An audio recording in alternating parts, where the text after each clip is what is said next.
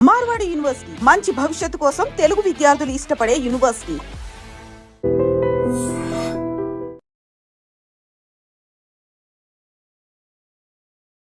Hi, hello, నమస్తే, welcome back to dream media. ఈ రోజు మనతో ఉన్నారు విశ్వేశ్వర రెడ్డి గారు. ముఖ్యంగా యుఎస్ లో ఉన్న సిచ్యువేషన్స్ గురించి, అక్కడ అప్డేట్స్ గురించి ఒకసారి సార్ అడిగి తెలుసుకుందాం. సార్ అందరికి సుపరిచితులే, సో అక్కడ విషయాలు ఒకసారి తెలుసుకుందాం. నమస్కారం విశ్వేశ్వర రెడ్డి గారు. నమస్కారం సార్. లేటెస్ట్ అమెరికన్ అప్డేట్స్ చూసుకున్నట్లయితే ఫస్ట్ థింగ్, ఎవరైతే డిపెండబుల్ వీసా మీద అక్కడ ఉంటూ ఉంటారో, ఎవరైతే గ్రీన్ కార్డ్స్ మీద వెళ్ళి అక్కడ ఉన్న వాళ్ళు స్పౌస్ అయి ఉండొచ్చు, పేరెంట్స్ అయి ఉండొచ్చు, వాళ్ళు ఎయిర్పోర్ట్స్ లో ఉన్న టైంలో సెలవులకి ఇక్కడ నుంచి వచ్చి అక్కడికి వెళ్తున్న టైంలో అయి ఉండొచ్చు, వాళ్ళ పాస్పోర్ట్స్ చేతికి ఇచ్చేయమని అక్కడ అధికారులు చెప్తున్నట్టు కొన్ని వార్తలు వస్తున్నాయి. Is it true? ఒకవేళ నిజంగా అక్కడ ఇలా ఇమ్మని అడిగినట్లయితే ఎయిర్పోర్ట్ లో ఏం చేయాలంటారు? ఎక్కడ ఎయిర్పోర్ట్ అంటున్నారు? హైదరాబాద్ ఎయిర్పోర్ట్, అమెరికన్ ఎయిర్పోర్ట్ అంటారు? అమెరికన్ ఎయిర్పోర్ట్ లో తిరిగి వెళ్ళినప్పుడు. మళ్ళీ you can rephrase the question. So ఎవరైతే డిపెండబుల్ వీసా మీద అమెరికాలో ఉంటున్నారో, గ్రీన్ కార్డ్ హోల్డర్, వాళ్ళ స్పౌస్ అయి ఉండొచ్చు, అంటే వాళ్ళ భార్య అయి ఉండొచ్చు, అంటే వాళ్ళ పేరెంట్స్ అయి ఉండొచ్చు, వాళ్ళు ఇండియాకి సెలవుల కోసం వస్తున్నా, వేరే వర్క్ మీద వస్తున్నా సరే, వాళ్ళు అక్కడ ఫ్లైట్ ఎక్కే ముందు అక్కడ ఎయిర్పోర్ట్ లోకి ఎంటర్ అయినప్పుడు వాళ్ళ పాస్పోర్ట్స్ తీసుకొని వాళ్ళని హోల్డ్ లో పెట్టడం, వాళ్ళకి కొన్ని ఆంక్షలు విధించడం జరుగుతున్నాయి అని చెప్పేసి వార్తలు వస్తున్నాయి. Is it true? లేదు లేదు, కరెక్ట్ కాదు. అంటే రిటర్న్ లో ఇండియాకి వస్తున్నప్పుడు కదా ఇది. ఇండియాకి వచ్చేటప్పుడు ఏం అడగరు. ఇండియాకి వచ్చేటప్పుడు అది బికాజ్ అది హోమ్ కంట్రీ డిపార్చర్ కిందకి వస్తుంది. సో ఇండియన్ పాస్పోర్ట్ హోల్డర్స్ ఇండియాకి వెళ్ళాలనుకున్నప్పుడు ఎప్పుడైనా వెళ్ళొచ్చు. అక్కడ అమెరికాకి జీరో ఆబ్జెక్షన్ ఉంటుంది. అప్పుడు ఇండియా లోపలికి రావటప్పుడు ఇండియా వెరిఫై చేసుకుంటుంది వీళ్ళకి ప్రాపర్ పాస్పోర్ట్ ఉందా లేదా, వీళ్ళకి ప్రాపర్ ఇండియాకి వచ్చే ఎలిజిబిలిటీ డాక్యుమెంట్స్ ఉన్నాయి. అంటే ఎప్పుడైనా ఇమిగ్రేషన్ లాలో ఎలా ఉంటుందంటే, ఎవరు ఏ కంట్రీకి వెళ్తున్నారో ఆ కంట్రీ డాక్యుమెంట్స్ చూస్తారు తప్ప హోమ్ కంట్రీకి, అంటే where we born, birth place లో ఉన్న మనకి ఏదైతే పాస్పోర్ట్ ఉంటుందో వాళ్ళు ఎప్పుడు కూడా హోమ్ కంట్రీ వెరిఫికేషన్ ఉండదు. ఓకే. ఇన్ కేస్ ఇండియా నుంచి అమెరికా వస్తున్నప్పుడు అమెరికాలో అక్కడ దిగుతారు కదా, అప్పుడు పరిస్థితి ఏంటి? అప్పుడు ఏంటంటే, అప్పుడు అమెరికా అంటే అసలు యాక్చువల్ గా ఇండియాలో హైదరాబాద్ లోనే ఎయిర్పోర్ట్ లో మనం టికెట్ తీసుకునే ముందు ఏం చేస్తుంటారంటే, వాళ్ళు టిపికల్ గా మనకి ఎందుకు వెళ్తున్నారు అడుగుతారు. అంటే నేను వర్క్ చేస్తున్నాను అనుకోండి, వర్క్ వీసా చూపించమంటారు.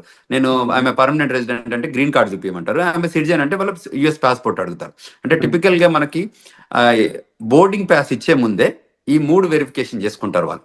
అంటే whether you are rightfully you are going to that foreign land అని వెరిఫై చేసుకున్నాకే మనకు బోర్డింగ్ పాస్లు ఇస్తారు. Otherwise they don't issue the boarding passes. అంటే ఇక్కడ ఇంకొక విషయం నేను అబ్జర్వ్ చేస్తుంది అంటే, నేను అక్కడ వచ్చిన వార్తలు చదివినప్పుడు కొన్ని వెబ్సైట్స్ లో అవి వాళ్ళ భర్తకి కి ఎంతకాలంగా వాళ్ళు దూరంగా ఉన్నారు, ఇమీడియట్ గా పెళ్లి అయితే ఎంతకాలం దూరం ఉన్నారు, వాళ్ళ మధ్యలో బాండింగ్ ఎలా ఉంది, ఇవి కూడా చెక్ చేస్తున్నారు అని, అవి గాసిప్స్ కింద చూడాలి లేదా ఇందులో కూడా నిజంగా ఉంది? అంటే ఇందులో 2 types of we can look at it. అంటే కేస్ టు కేస్ వ్యారీ అవుతుంది. వాళ్ళ దగ్గర ఏంటంటే, ఎప్పుడైతే పోర్ట్ ఆఫ్ ఎంట్రీలో మన దగ్గర బోర్డింగ్ పాస్ తీసుకున్నాక వాళ్ళకి ఏం చేస్తారంటే, మన ఇమిగ్రేషన్ అయ్యాక మన ఫ్లైట్ అంటే ఏ రూపకంగా వస్తుంది అమెరికాకి అనేది, whether it's coming from Dubai, Qatar, what ever country, London ఎక్కడి నుంచి వస్తుందో, వచ్చే ముందు ఏం చేస్తారంటే, వన్స్ ద పొజిషన్ క్లోజ్డ్ అయిన తర్వాత ఈ డేటా అంతా యుఎస్ పంపిస్తారు. యుఎస్ పంపించాక ఆ డేటా అంతా వాళ్ళకి బ్యాక్గ్రౌండ్ చెక్ ఎఫ్బిఐకి వెళ్ళిపోయి మళ్ళీ వీళ్ళ దగ్గరకు వస్తుంది, ఏది సిబిపి ఆఫీస్కి వస్తుంది. వచ్చిన దగ్గర వెరిఫై చేసుకుంటారు వీళ్ళు ఎక్కడి నుంచి వస్తున్నారు, వీళ్ళ బ్యాక్గ్రౌండ్ ఏంటి, వీళ్ళది ఎనీ ఇష్యూస్ ఉన్నాయా, అంటే ఇమిగ్రేషన్ ఇష్యూస్ ఉన్నాయా. In case if there is an immigration issues, వాళ్ళు ఏం చేస్తారంటే పిలిచి అక్కడ పోర్ట్ ఆఫ్ ఎంట్రీలోనే జనరల్ ఇన్స్పెక్షన్ చేయొచ్చు, రిగరస్ ఇన్స్పెక్షన్ చేయొచ్చు, సెకండరీ ఇన్స్పెక్షన్ చేయొచ్చు. సో ఈ 3 టైప్స్ ఆఫ్ ఇన్స్పెక్షన్ జరుగుతాయి. జనరల్ ఇన్స్పెక్షన్ అంటే వాళ్ళకి తెలిసిపోతుంది, అంటే గ్రీన్, ఎల్లో, రెడ్ ఛానల్ లాగా మనం ఇక్కడ పోర్ట్ ఆఫ్ ఎంట్రీలో ఉంటాయి చూడండి, అట్లా కస్టమ్స్ లలో green, red, yellow channel type.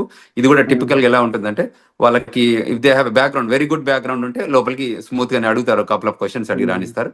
లేదు ఇంకా వాళ్ళకి డౌట్ ఉంటే ఒక 10 క్వశ్చన్స్ అడుగుతారు.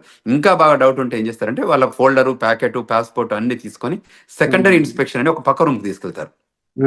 అక్కడ తీసుకెళ్లి ఒక 4-5 అవర్స్ కూర్చోబెట్టి ఆ 4-5 అవర్స్ లోపల ఏం చేస్తారంటే, వాళ్ళ పాస్పోర్టు, వాళ్ళ ఫోను, వాళ్ళ కంప్యూటరు, వాళ్ళ అన్ని తీసుకొని కూర్చోబెట్టి ఈ 4-5 అవర్స్ లోపల, అంటే వాట్ ఎవర్ ద స్టిపులేటెడ్ టైంలో వీళ్ళు ఏం చేస్తారంటే వాళ్ళ బ్యాక్గ్రౌండ్ చెక్ చేస్తారు. కంట్రీలో ఎప్పటి నుంచి వచ్చారు, ఎప్పుడు ఉన్నారు, ఇది మొదటిసారి వచ్చిందా లేకపోతే ఎన్నిసార్లు ఉన్న దానిలో ఇప్పుడు H1B మీద ఉంటే ఎవరు ఏ ఎంప్లాయర్ దగ్గర పనిచేస్తున్నాడు, ఎంప్లాయర్ దగ్గర అసలు జాబ్ ఉందా లేదా, అంటే టిపికల్ గా దే వెరిఫై ఎవ్రీథింగ్. ఒకవేళ ప్రయర్లీ ఏదైనా ఉంటే, ఈయనకి ఏదైనా స్పీడింగ్ టికెట్లు ఉన్నాయా, లేకపోతే ఇంకేదైనా క్రిమినల్ రికార్డ్ ఉందా, you know what I'm talking, and everything they will verify. అక్కడ ఏదైనా వయలేషన్స్ ఉన్నాయని గమనిస్తే ఆ సెకండరీ ఇన్స్పెక్షన్ లో గుర్తుపడితే ఏం చేస్తారంటే వాళ్ళని మళ్ళీ ఇంటర్వ్యూ ప్రాసెస్ లో తీసుకెళ్తారు. తీసుకెళ్లి ఆ ఇంటర్వ్యూలో ఒకవేళ వాళ్ళు వయలేట్ చేసిన ఏమైనా ఉంటే ప్రజెంట్ చేస్తారు. దీస్ ఆర్ ద సిచ్యువేషన్స్ ఉన్నాయి, వాట్ యూ థింక్ అంటే వాళ్ళు మనం అగ్రి అయ్యాం అనుకోని, అగ్రి అయితే వాళ్ళ వీసా క్యాన్సిల్ చేసేసి మళ్ళీ అక్కడ నుండి డిపోర్ట్ చేస్తారు. అంటే ఇప్పుడు ఫర్ ఎగ్జాంపుల్ జనరల్ గా అమెరికా పెళ్ళికొడుకు అంటే ఎక్కువ మంది ఇంపార్టెన్స్ ఇస్తూ ఉంటారు. ఆ రకంగా ఎప్పుడైనా వాళ్ళ అమ్మాయిని తిరిగి అక్కడ పంపినప్పుడు డిపెండబుల్ వీసా మీద అమ్మాయి వెళ్తుంది కాబట్టి కరెక్ట్, H4 వీసా మీద వస్తారు. కానీ ఆ అమ్మాయి బాగా చదువుకున్న అమ్మాయి అనుకోవచ్చు, ఎంటెక్ పర్సన్ అయి ఉండొచ్చు. ఇన్ కేస్ ఆవిడ నేను ఇక్కడ కూడా జాబ్ చేస్తాను ఏమన్నా పొరపాటున అక్కడ రివీల్ చేసి ఉంటే అప్పుడు సిచ్యువేషన్ ఎలా ఉంటుంది? ఆ పాసిబిలిటీ, అదే ఆ ఇంటర్వ్యూయింగ్ ప్రాసెస్ అని ఇంతకుముందు చెప్పాను కదా. So Hmm. యూజువల్ గా మనం ఏం చేస్తామో H4 మీద ఉంటే తక్కువ క్వశ్చన్స్ అడుగుతారు, ఎందుకంటే they are not primary. In case వాళ్ళకి బాగా డౌట్ వస్తే వాళ్ళు అడగొచ్చు. అడిగితే ఆ పొటెన్షియల్ థింకింగ్ ఉంటే అప్పుడు ఆలోచిస్తారు, కానీ మెజారిటీ 98% పెద్ద ఇష్యూస్ ఏమి ఉండవు దానికి. ఎందుకంటే H1 వాళ్ళని బాగా వెరిఫై చేస్తారు, గ్రిల్ చేస్తారు, make sure that they have a job or not అని వెరిఫై చేసుకుంటారు. అంటే H1 వాళ్ళు ఎలాంటి జాగ్రత్తలు తీసుకోవాలంటారు అక్కడ ఇంటర్వ్యూ కానీ అక్కడ క్వశ్చన్ చేసినప్పుడు? తప్పకుండా వాళ్ళు H1B హోల్డర్ అసలు ఫస్ట్ ఆఫ్ ఆల్ మేము ఇండియాకి వెళ్ళొద్దనే సజెషన్ చేస్తున్నాం ఈ టైంలో పర్టికులర్ గా. ఇన్ కేసు వాళ్ళు ఇండియాకి వెళ్ళాల్సి వచ్చి ఎమర్జెన్సీ సిచ్యువేషన్ వెళ్ళాల్సి వస్తే వచ్చే ముందు మీరు ఏదైతే ఎంప్లాయర్ దగ్గర పని చేయబోతున్నారో ఆ ఎంప్లాయర్ దగ్గర నుంచి ఒక క్లయింట్ లెటర్ కానీ, మీ ఎంప్లాయ్మెంట్ లెటర్ కానీ, మోస్ట్ రీసెంట్ పే స్టెప్స్ కానీ, లాస్ట్ W2s కానివ్వండి, ఇవి మీరు ఒక ఫోల్డర్ లో పెట్టుకోండి. వాళ్ళు వచ్చి అడిగినప్పుడు మీరు ఫేర్ గా చూపించేటట్టు, అంటే పాస్ట్ 2-3 ఏళ్ల నుంచి ఆ కంపెనీతో పనిచేసి ఉంటే వాళ్ళ కంపెనీ W2s కానివ్వండి, మోస్ట్ రీసెంట్ గా మనం ఇయర్ లో పే స్టబ్స్ ఉంటాయి, ఎవ్రీ మంత్ కానీ 15 days కానీ పే స్టబ్స్ ఉంటాయి, అవి హోల్డ్ చేయడం కానీ, తర్వాత ట్యాక్స్ రిటర్న్స్ కానీ ఏవైతే ఉంటాయో అది కూడా, తర్వాత ఏదైతే క్లయింట్ లొకేషన్ లో పనిచేస్తున్నారో వాళ్ళ బ్యాడ్జ్ ఉంటుంది, ఆ కంపెనీ బ్యాడ్జ్ ఉంటుంది కదా, ఆ బ్యాడ్జింగ్ కూడా పెట్టుకొని ఉంటే జాగ్రత్తలు ఉంటే వాళ్ళు ఏ క్వశ్చన్స్ అడిగినా మనం 1 by 1 మనం ప్రజెంట్ చేయగలిగితే ఏమవుతుంది అంటే వాళ్ళకి కూడా కాన్ఫిడెన్స్ వస్తుంది. దిస్ గైజ్ వర్క్ ప్లేస్ లో ఉంది, ఈయనకి పర్మనెంట్ ఎంప్లాయ్మెంట్ ఉంది అక్కడ, సో అంచేత మనం ఆయనని వెల్కమ్ చెప్పాలి అన్నట్టు ఉంటుంది. వాళ్ళు వెరిఫై చేసుకొని అవన్నీ వ్యాలిడ్ ఉంటే తప్పకుండా వాళ్ళు వెల్కమ్ చెప్తారు, అండ్ విత్ గుడ్ మూమెంట్స్ తో వెల్కమ్ చెప్తారు. అండ్ సార్ ఎలాంటి సినారియోలో అయినా ఇన్ కేస్ అక్కడ ఆఫీసర్స్ అంటే ఇక్కడ పర్సన్ ని పాస్పోర్ట్ హ్యాండ్ ఓవర్ చేయమనే సిచ్యువేషన్ వస్తుందంటారా? ఎలాంటి సిచ్యువేషన్ లో రావచ్చు వస్తే? ఇప్పుడు సెకండరీ ఇన్స్పెక్షన్కి వెళ్ళినప్పుడు మనం తప్పకుండా పాస్పోర్ట్ హ్యాండ్ ఓవర్ చేయాల్సి వస్తుంది. ఓకే.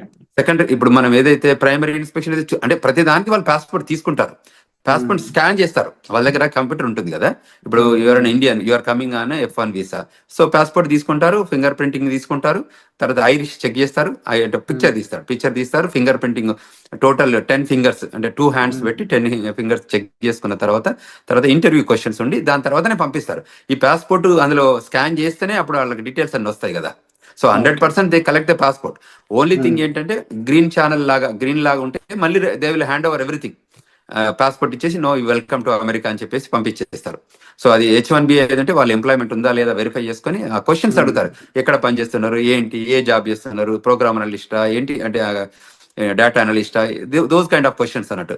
సో క్లయింట్ లొకేషన్ లో జాబ్ ఉందా వెరిఫై చేసుకొని, మీ ఎంప్లాయర్ తో టచ్ లో ఉన్నావా, అంటే దీస్ ఆర్ ద కొన్ని కామన్ మినిమం క్వశ్చన్స్ ఉంటాయి కదా. ఆ మినిమం క్వశ్చన్స్ అడిగాక మళ్ళీ దే హ్యాండ్ ఓవర్, లోపలికి వెళ్ళాక ఫస్ట్ పాస్పోర్ట్ తీసుకొని క్వశ్చన్స్ అడిగాక మళ్ళీ పాస్పోర్ట్ హ్యాండ్ ఓవర్ చేస్తారు. సో పాస్పోర్ట్ తీసుకోవడం అనేది ఒక common practice. Only American citizens అయి ఉండి వాళ్ళకి గ్లోబల్ ఎంట్రీ ఉంటే తప్ప వీళ్ళని యూజువల్ గా గ్లోబల్ ఎంట్రీ ఉన్న వాళ్ళకి ఎలా ఉంటుందంటే వాళ్ళకి ఐరిష్ తో టెస్ట్ చేస్తారు, వాళ్ళకి ఇండిపెండెంట్ గా వాళ్ళే స్కాన్ చేసుకోవచ్చు, వాళ్ళే పిక్చర్ దిగొచ్చు. ఇప్పుడు యాప్ కూడా వచ్చింది, గ్లోబల్ ఎంట్రీ యాప్. సో అందులోనే వాళ్ళు ఫోటోలు తీసుకొని సబ్మిట్ చేస్తారు, ఆఫీసర్ సిబిపి ఆఫీసర్ వెరిఫై చేసుకొని ఎవ్రీథింగ్ గుడ్ ఉందంటే వాళ్ళు ఈవెన్ పాస్పోర్ట్ కూడా అడగరు, యూ కెన్ గో అని చెప్పేస్తారు. ఎందుకంటే వాళ్ళకి బ్యాక్గ్రౌండ్ చెక్లు, వ్యాలిడేషన్ అంతా జరుగుతుంది కాబట్టి. అండ్ అలాగే ఇంకా లేటెస్ట్ అప్డేట్ ఇంకోటి చూసుకున్నట్లయితే సెంట్రల్ యూనివర్సిటీ ఆఫ్ మిచిగన్ లో ఒక చైనీస్ స్టూడెంట్ తను సోషల్ మీడియాలో కొంచెం యాక్టివ్గా ఉండడం, అది కూడా అమెరికాకి ఆపోజిట్ గా తను చేసిన రెస్పాన్స్ అనేది తను డిపార్ట్ చేసే విధంగా మారింది. ఇప్పుడు జస్ట్ 6 months స్టడీ లెఫ్ట్ ఉందంట తనకి. 2016లో తను వెళ్ళాడంట స్టడీస్ కోసం. అలాంటి సిచ్యువేషన్స్లో ముఖ్యంగా సోషల్ మీడియాలో మనం అంటే రియాక్ట్ అయ్యే విధానం కానీ, ఆఖరికి ఒక పోస్ట్ యుఎస్కి ఆపోజిట్గా ఉండే ఒక పోస్ట్ని మనం లైక్ చేసినా కూడా అది మన మీద కాస్త తీవ్ర ప్రభావం చూపిస్తుందని చెప్పేసి వస్తున్నాయి వార్తలు. ఈ పరంగా ఇండియన్ స్టూడెంట్స్ ఎవరైనా ఎఫెక్ట్ అయ్యే ఛాన్స్ ఉందా? అసలు అక్కడ స్టూడెంట్స్ ఎలాంటి జాగ్రత్తలు తీసుకోవాలంటారు? Correct, very good question Virat. Typical ఏంటంటే మనకు ఈ ఇక్కడ కంట్రీలో మనం non immigrant aliens, we're here for a short term, అంటే టర్మ్ బేస్డ్ వస్తున్నాం మనం ఈ కంట్రీలోకి. అది F1 అయితే 2 to 5 years, H1 అయితే 3 to 6 years, and permanent residence అయితే యూ హ్యావ్ రెసిడెన్సీ రిక్వైర్మెంట్ ఉంది కాబట్టి అది ఫాలో అయితే ఇస్తారు.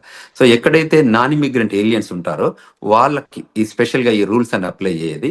ఎందుకంటే మనం కంట్రీ లాయాలిటీ చూపిస్తే తప్ప మనం కంట్రీ లోపలికి రానివ్వరు. సో కంట్రీకి అగనెస్ట్గా చేసే యాక్టివిటీస్ ఏదైనా సోషల్ మీడియా రూపకంగా కానీ వాళ్ళకి ఎక్కడైనా అబ్జర్వ్ చేసి ఉంటే వాళ్ళు వెరిఫై చేసుకుంటారు, వెరిఫై చేసుకొని క్వశ్చన్ చేస్తారు. ఎక్కడైనా ఎవిడెన్స్ దొరికితే తప్పకుండా వాళ్ళు క్వశ్చన్ చేస్తారు, ఈజ్ దట్ యూ అని చెక్ చేసుకొని వాళ్ళు డిపోర్టేషన్ ప్రొసీడింగ్ చేస్తారు. ఇప్పుడు ఈ ట్రంప్ అడ్మినిస్ట్రేషన్ సెకండ్ టర్మ్ వచ్చాక ఏంటంటే చాలా ఎగ్జిక్యూటివ్ ఆర్డర్స్ తీసుకున్నారు.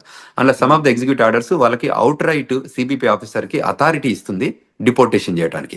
సో అందులో ఏ సిచ్యువేషన్ ఎరైజ్ అయినా, ఏ రకమైన ఇష్యూస్ వచ్చినా, ఏ రకమైన లాయాలిటీ ఇన్ స్టేక్లో ఉన్నా, అంటే ఆ లాయాలిటీ ప్రూవ్ చేయలేకపోయినా వాళ్ళకి every right to send them back, period. There is no second to it. అంటే ఇప్పుడు స్టూడెంట్స్ అనేవాళ్ళు already campus outside jobs చేయకూడదని కొన్ని రూల్స్ ఉన్నాయి. సో ఇప్పుడున్న టైంలో స్టూడెంట్స్ అనేవాళ్ళు ముఖ్యంగా తీసుకోవాల్సిన టాప్ 3 జాగ్రత్తలు అంటే ఏం చెప్తారు?